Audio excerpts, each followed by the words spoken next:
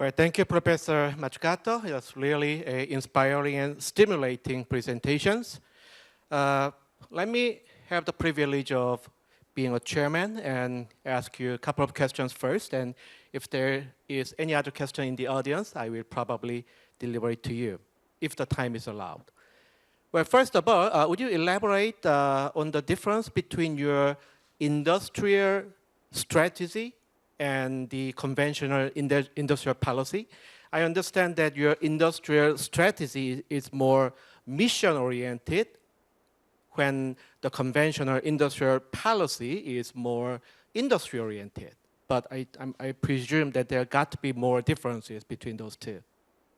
Yes. So the history of industrial policy has been that there's both horizontal policies that are about investing in the needed structures like education, research and development, institutions like science industry linkages, and then vertical areas which are prioritizing particular technologies, sectors, and so on. So what the mission-oriented approach does is the vertical bit has to be transformed away from choosing random sectors or technologies or even types of firms. You'll know there's a lot of attention in industrial policy on small, medium enterprises, which again, I think is a bit random. You know, why is size important? Why is a particular sector more important than another?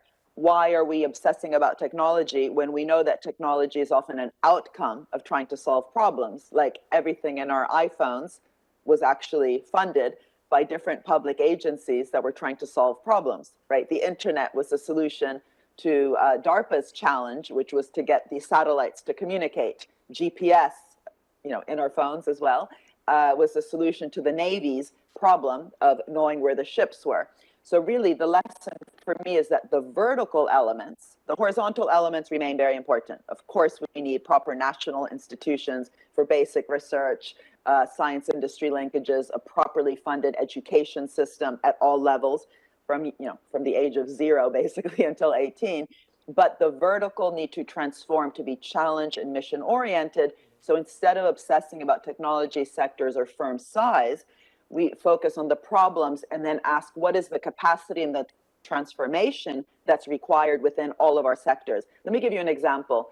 In Germany, where they've had the Energiewende mission, that meant that the public bank they have, the KfW, did something quite extraordinary, which was to put a condition on the steel sector to lower its material content in order to access the loan.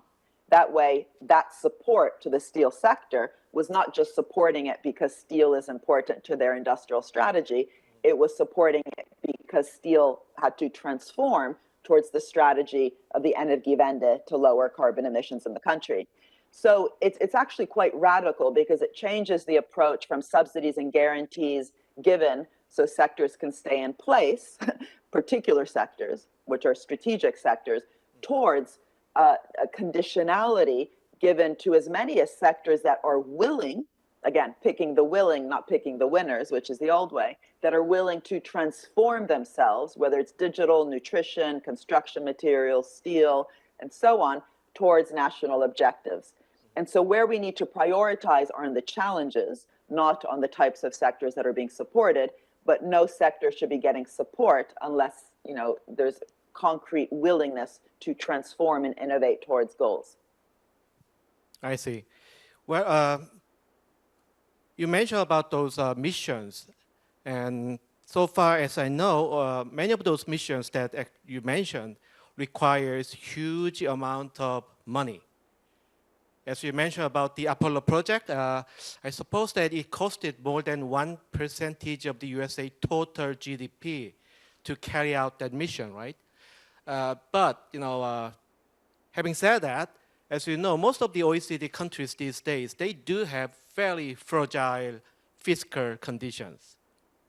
And I wonder how we can mobilize all those financial resources that would be necessary to achieve those missions.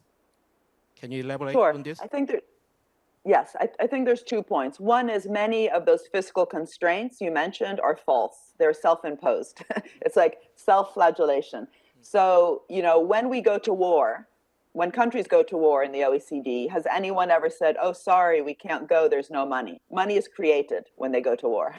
So the problem is we have not treated our social problems with the same urgency that we feel when there's, war, which is then presented as a security risk. So money literally comes out of thin air, as it did with COVID-19, where due to the recovery that was needed because otherwise the globe would have sunk into a serious depression, money came out of thin air. Look at the amounts of money up in the United States today.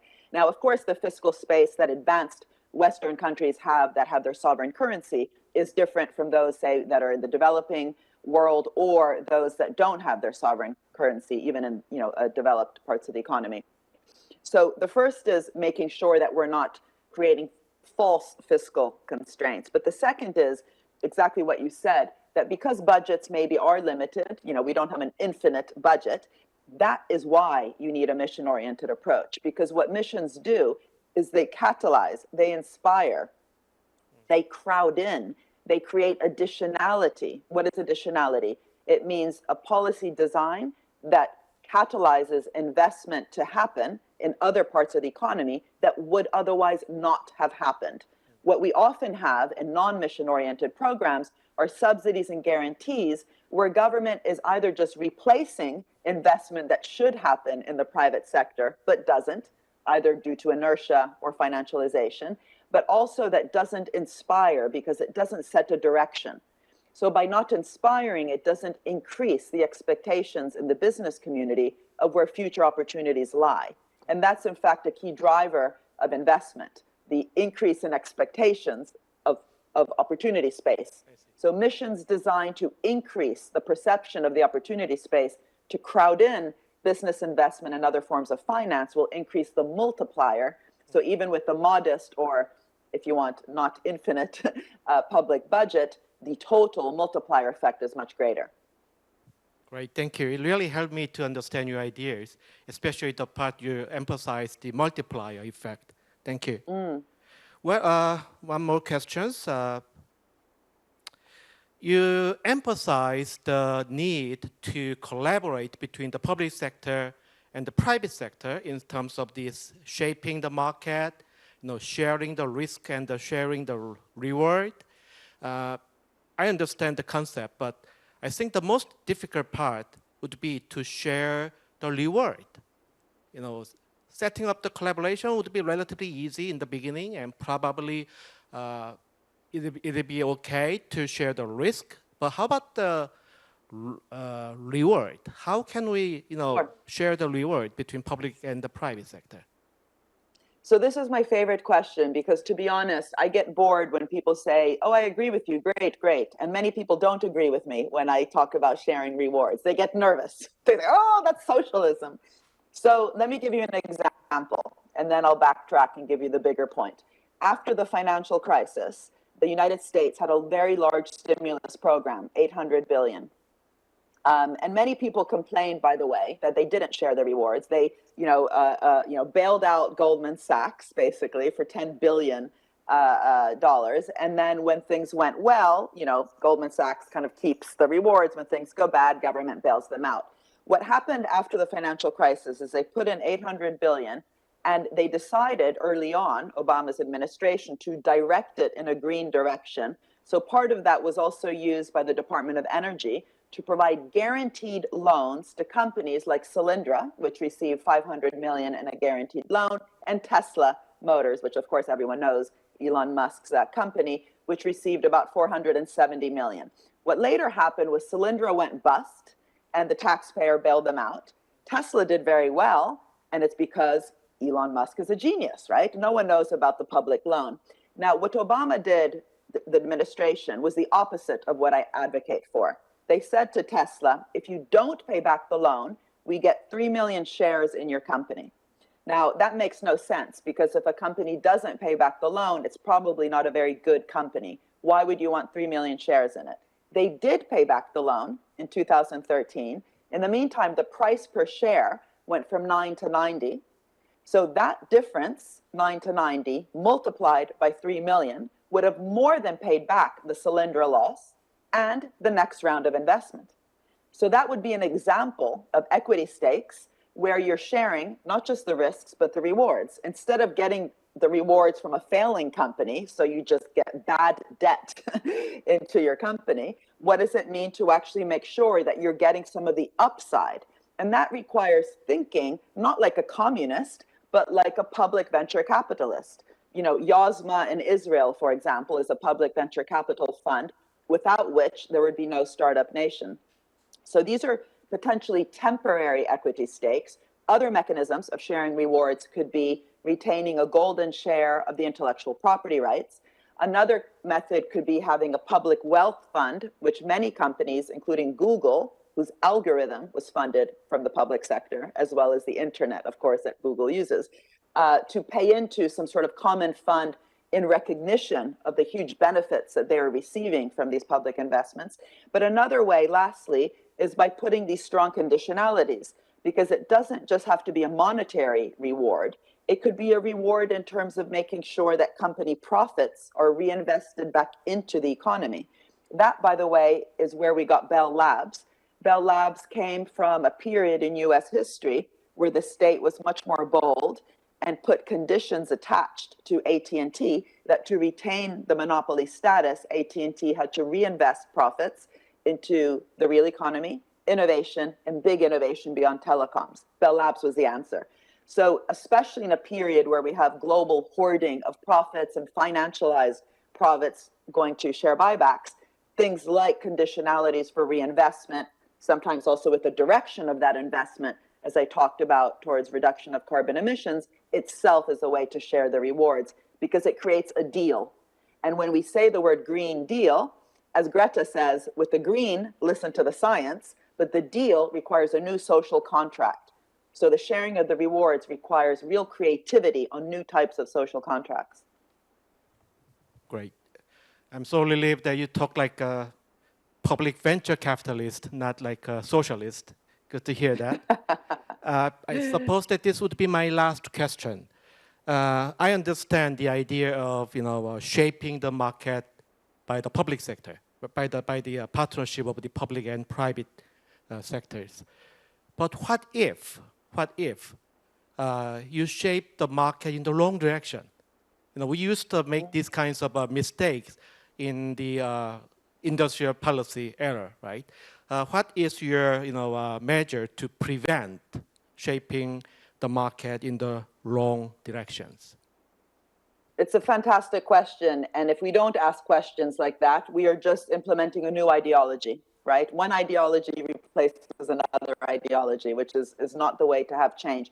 So the first is to recognize mistakes will be made. Coming back to the public venture capitalist view, you need a portfolio. We cannot be putting all our eggs in one basket. That's the point of the mission-oriented approach, not to choose one sector and put all your money on a couple sectors, but choose problems and get lots of different sectors to transform. So I think the risk of putting all your eggs in one basket in one part of the economy, then failing so the whole thing falls apart, is lower through a mission-oriented approach because it requires that cross-sectoral transformation. That's different from a mission that is all just about one thing, which if that one thing goes wrong, the whole thing kind of falls apart. That's the first thing. The second is to learn from the mistakes. I've been advocating for a long time that the state is no longer agile and flexible because we see it at best as a market fixer. It hasn't even been investing within its own capabilities, as my presentation talked about. So it does get captured by brochuremanship or by industrial interest, lobbying, nepotism, corruption.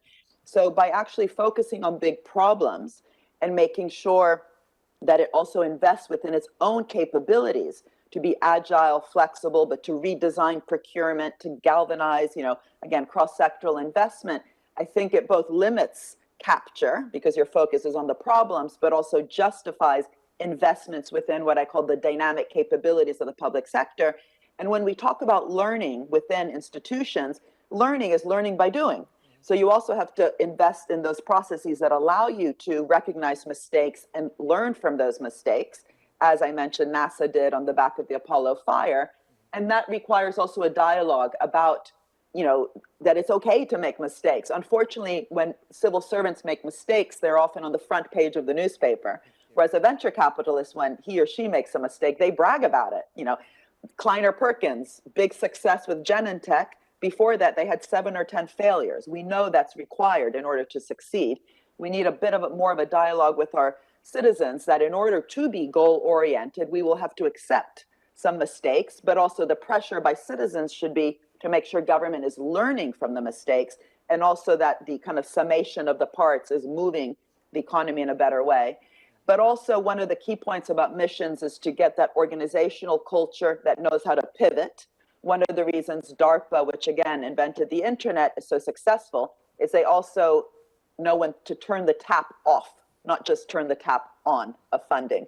And they have very dynamic metrics for which allow them to be both long-termist, but also in the meantime, know when to pivot, when to change. So agile, flexible, instead of siloed, rigid, vertical government structures are key. And this is why I've set up in London a whole institute, a department at University College London, trying to train global bureaucrats how to think in this way to produce creative bureaucracies, not the wrong bureaucracies. Great, thank you so much. Well, I'm pretty sure that you must have tons of more about, but I suppose that we can read your book, The Mission Economy. It was truly an inspiring and very interesting discussion with renowned Professor Mariana Mazzucato. I think I have to wrap up this session. Once again, I thank you for this opportunity provided by Korean Academic Society of Business Administration and SBS Foundation. Thank you, everybody. Thank you very much. Dean Lee and Professor Mazzucato, thank you very much for your great session. 감사합니다, 이 학장님. 두 교수님의 자본주의의 미래에 대해 열띤 토론을 들을 수 있는 시간이었습니다. 자본주의 미래를 위한 다양한 미션들, 또 미션 실행을 위해서 준비해야 될 다각적인 재정, 기업의 파트너십, 아니면 공공민간 협력 체계 등 우리가 많은 것을 배울 수 있었습니다. 이상으로 준비된 한국경영학회 Sbs문화재단의 공동 포럼의 세 세션을 모두 마쳤습니다. 마지막까지 포럼에 함께해 주신 온 오프라인 참석자 여러분께 깊은 감사의 말씀을 올립니다. 코로나19 팬데믹 상황이 장기화되는 지금 이번 포럼에서 진행한 뉴 노멀 시대의 대변혁과 공존의 리더십, 주제 발표와 토의를 통해서 우리가 공존하기 위한 지혜와 길을 찾아보는 시간이 되셨을 것으로 기대합니다. 그럼 이것으로 한국경영학회 Sbs문화재단의 공동포럼을 모두 마치도록 하겠습니다. 코로나로부터 모두 안전하시고 건강하시길 기원합니다. 감사합니다.